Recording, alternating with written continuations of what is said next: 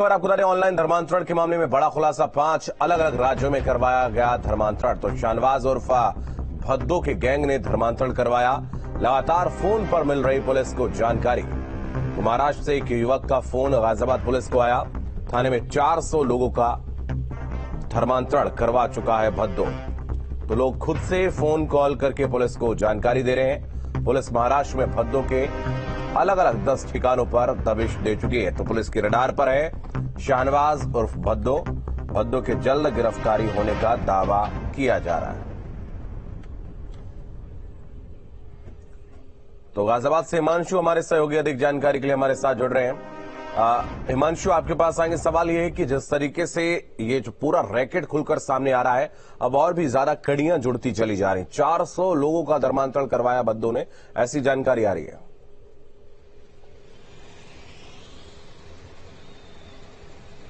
बिल्कुल, देखिए, गाजियाबाद पुलिस को लगातार फोन कॉल्स आ रहे हैं और अलग अलग राज्यों से भी फोन कॉल्स आ रहे हैं, जिसमें ये बताया जा रहा है कि इस तरह का जो नेक्सस है तमाम जगह अपने पैर पसारे हुए है और लोगों का धर्मांतरण कराया गया है। ऐसी ही कॉल कल थाने से आई थी, जो मुंबई महाराष्ट्र का एक जिला है।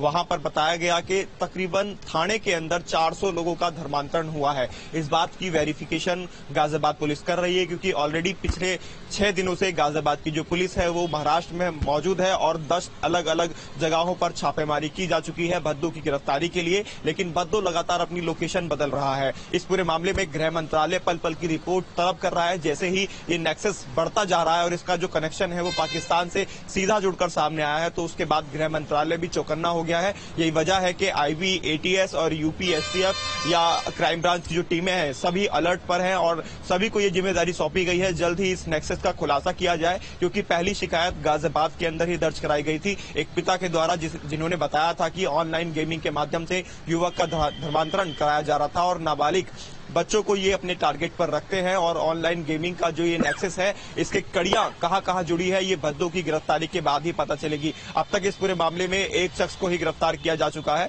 जो कि मौलाना है, गाजियाबाद के सेक्टर 23 जामा मस्जिद के अंदर रहे हैं, जो 15 सदस्य कमेटी थी, अब्दुल रहमान, जिन्होंने 4 युवकों का जो नाबालिग है उनका धर्मांतरण कराया था, जिनमें एक फरीदाबाद, एक हरियाणा और 2 गाजियाबाद के युवक शामिल थे। तो ऐसे में भद्दो की गिरफ्तारी के लिए जो टीमें दबिशें दे रही हैं, उनका भी ये कहना है कि वो भद्दो के इर्द गिर्द ही है, यानी कि टारगेट पर भद्दो ही है और कभी भी भद्दो की गिरफ्तारी हो सकती है। और उसी में फिलहाल जो पुलिस की टीमें हैं वो लगी हुई हैं। इंतजार हो रहा है कि भद्दो जल्द से जल्द गिरफ्तार हो और इस नेक्सस का खुलासा हो, क्योंकि जाकिर नाइक का भी सीधा कनेक्शन इससे निकलकर सामने आया है। जितने भी किशोर जिन्होंने धर्मांतरण किया है या वो इस्लाम धर्म की तरफ आकर्षित हुए हैं, उनको डॉक्टर जाकिर नाइक की वीडियोस दिखाई जाती थी और जो पाकिस्तान का यूट्यूब चैनल है यूथ क्लब के नाम से, उसको भी शेयर किया जाता था। इनकी बाकायदा एक कम्युनिटी बनी हुई थी ऑनलाइन और वो स्नैपचैट पर बातचीत किया करते थे और उस पर ये यूट्यूब जो चैनल है इसके माध्यम से ब्रेन वॉश किया जाता था। ब्रेन वॉश करने के बाद उनको इस्लाम धर्म के प्रति आकर्षित किया जाता, इस्लाम धर्म में नमाज पढ़ने की जो बातें थी उनको सिखाई जाती थी। और कितने ऐसे मौलाना होंगे जो इस पूरे नेटवर्क के अंदर शामिल होंगे, या भद्दो जैसे कितने कैरेक्टर और इस नेक्सस के अंदर शामिल होंगे, ये देखना बेहद दिलचस्प रहने वाला है, क्योंकि ये नेक्सस अपने आप में बेहद बड़ा है। यूरोपियन कंट्रीज से भी जो ईसाई धर्म के लोग हैं, जो जानकारी गाजियाबाद के डीसीपी सिटी द्वारा दी गई थी, उनका कहना है कि बड़े स्तर पर जो ईसाई धर्म के लोग हैं उन्होंने भी कन्वर्जन किया है, यानी कि इस्लाम धर्म को अपनाया है। क्या कंडीशन रही होंगी, किस तरह से ब्रेन वॉश किया गया होगा, क्योंकि वो भी सभी अंडर 18 यानी कि युवाओं को टारगेट इस पूरे प्रकरण में गेमिंग, ऑनलाइन गेमिंग के अंदर किया गया है। तो फिलहाल इंतजार किया जा रहा है भद्दो की गिरफ्तारी का। टीम में लगातार महाराष्ट्र के अंदर अभी भी मौजूद है और लगातार इसमें कुछ ना कुछ अपडेट रोजाना गाजियाबाद पुलिस या फिर ये कहे कि महाराष्ट्र से लगातार मिल रहा है। और जिस तरह से अब अलग राज्यों से कॉल्स आना शुरू हो गया है, तो ये कह सकते हैं कि इसके तार पूरे देश भर में फैले हैं। और जिस तरह से डॉक्टर जाकिर नाइक लगातार अपनी बात को कहते थे कि 2050 तक हिंदुस्तान को मुस्लिम राष्ट्र में कन्वर्ट करेंगे, उन्होंने पहले युवतियों को साधा था, तो अब किशोरों को अपना टारगेट बनाया जा रहा है। जी ठीक है, बहुत धन्यवाद हिमांशु, आपका हमारे साथ जुड़ने के लिए, तमाम जानकारी के लिए बहुत शुक्रिया। वक्त एक ब्रेक का, बने रहिए न्यूज़ स्टेट के साथ।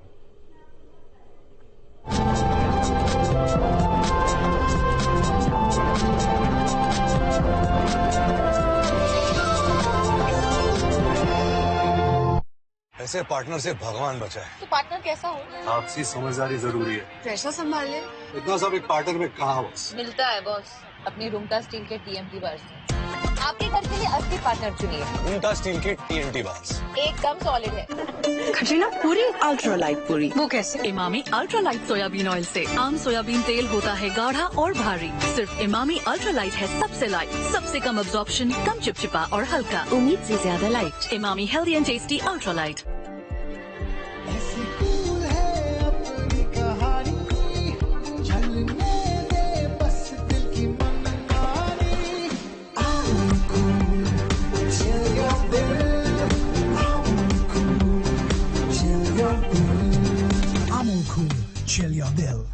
घर एक स्वर्ग होता है, लेकिन मेरे साथ ऐसा नहीं था। फिर एक दिन मौसी ने बताया अंबुजा सीमेंट से घर बना लो। उसके बाद पता चला घर पे रहने का मजा। विराट compressive strength Ambuja cement.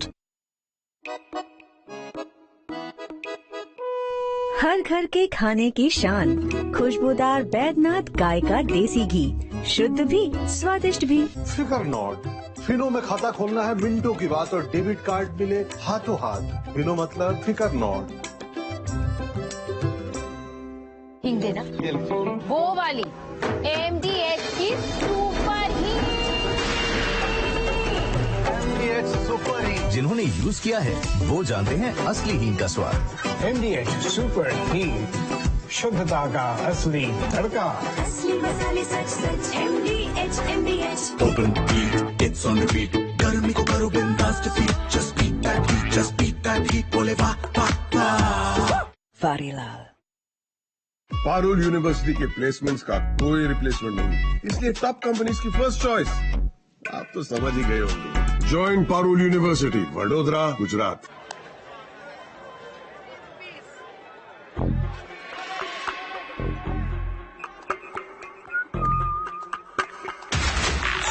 Phone पे UPI लाइट।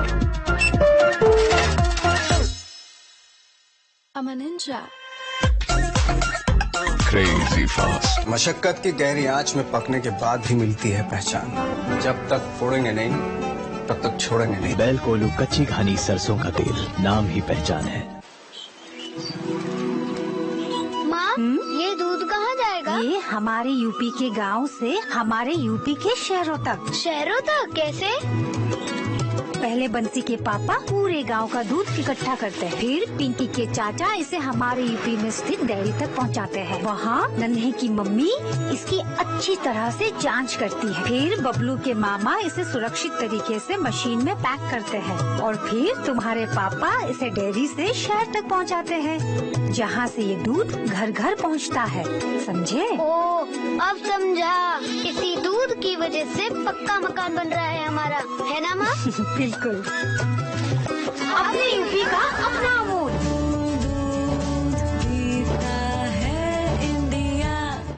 घर एक स्वर्ग होता है, लेकिन मेरे साथ ऐसा नहीं था। फिर एक दिन मौसी ने बताया अंबुजा सीमेंट से घर बना लो। उसके बाद पता चला घर पे रहने का मजा है। Virat compressive strength Ambuja cement.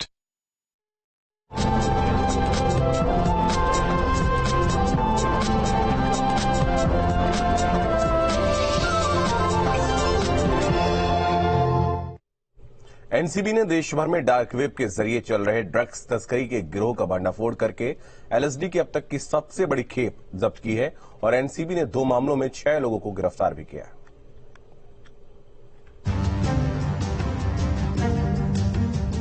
Narcotics control bureau ने अब तक की सबसे बड़ी ट्रक की खेप पकड़ने में सफलता हासिल की है। जानकारी के मुताबिक एनसीबी ने मंगलवार को छापेमारी कर हजारों करोड़ की नशीली दवा LSD बरामद की है। इस एक्शन के बाद एनसीबी ने देश भर में फैले ड्रग सिंडिकेट का खुलासा किया है। इस संबंध में एनसीबी ने उप महानिदेशक ज्ञानेश्वर सिंह ने बताया कि हमने 2 मामलों में 6 लोगों को गिरफ्तार किया है और 15,000 LSD ड्रग की जब्ती की है, जो व्यावसायिक मात्रा में 2.5 गुना है।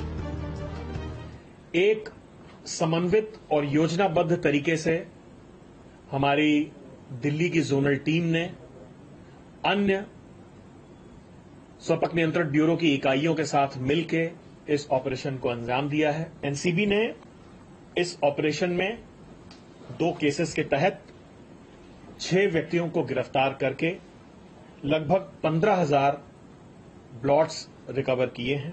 ये एक बड़ा नेटवर्क था जिसके तार पोलैंड, नीदरलैंड, यूएसए से होते हुए भारत के विभिन्न राज्य जैसे दिल्ली, एनसीआर, राजस्थान, महाराष्ट्र, केरल, तमिलनाडु, उत्तर प्रदेश आदि में फैले हुए थे। पिछले 2 दशकों में ड्रग की यह सबसे बड़ी जब्ती है। ड्रग्स का यह जाल दिल्ली से लेकर अमेरिका तक फैला हुआ था। ये network Poland, Netherlands, USA, Delhi NCR, Rajasthan, Maharashtra, Kerala, Tamil Nadu और उत्तर प्रदेश तक फैला था। नेटवर्क के लोग ड्रग्स की खरीद बिक्री के लिए क्रिप्टो करेंसी और डार्क नेट का इस्तेमाल करते थे। एनसीबी के मुताबिक ये अब तक की एलएसडी की सबसे बड़ी खेप है जो कि जब्त की गई है। लेकिन इससे भी ज्यादा खतरनाक बात यह है कि इस मामले में जो गिरफ्तार किए गए लोग हैं वो बेहद ज्यादा पढ़े लिखे हैं, कॉलेज के स्टूडेंट्स हैं, एमएनसी में जॉब करते हैं, जो अपनी लाइफ स्टाइल के खर्चे पूरी करने के लिए इस धंधे से जुड़ रहे हैं। सबसे महत्वपूर्ण बात यह है कि जो मेन सप्लायर्स हैं वो सोशल मीडिया के जरिए ऐसे युवाओं को टारगेट करते हैं जिनको पैसे की जरूरत हो, जो एक अच्छी लाइफ स्टाइल जीना चाहते हैं। और उसके बाद जब ये कुछ पेडलर्स या कुछ ये जो सप्लायर्स हैं ये पकड़े जाते हैं, उनके बदले में कई और युवाओं को ये ड्रग सिंडिकेट खड़ा कर देता है और एलएसडी का ये धंधा डार्क नेट के जरिए बदस्तूर जारी रहता है। लिहाजा अब